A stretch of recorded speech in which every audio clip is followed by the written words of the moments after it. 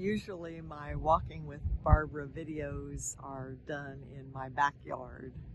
But today I'm at the Productive Environment Institute retreat in Carolina Beach. And I decided to talk to you overlooking the ocean. It's such a blessing to be here with my PEI colleagues to explore what we can do to make the world a more loving place.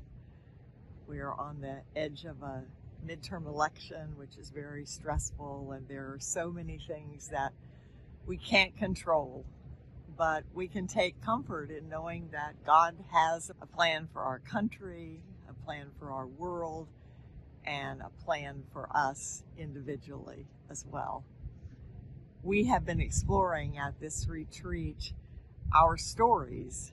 What are the stories that have directed our lives, the things that we were told perhaps in childhood that have affected us negatively, the stories that we've told ourselves that continually negatively impact us. I'm too old to do this, or too stupid to do this, or this will never work.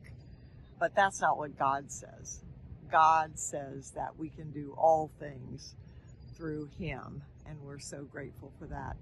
And today is our last day. We'll be talking about the stories that we want to keep. And those stories, I think, remains to be seen. A lot of those stories will be our gratitude for the things that God has given us in life that we don't always appreciate or don't really understand. Some things that seemed terrible.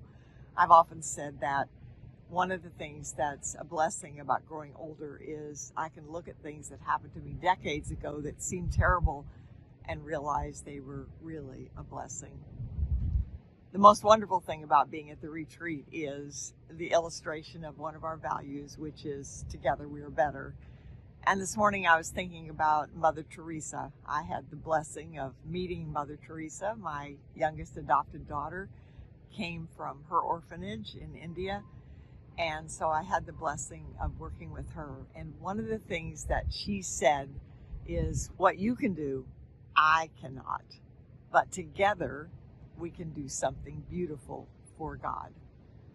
And as I've said many times, one of the values of Productive Environment Institute and was the founding principle of the National Association of Professional Organizers when I was president back in the 90s. Together, we are better. I am so grateful for you and that God created each of us to be something very special for Him. Have a great day.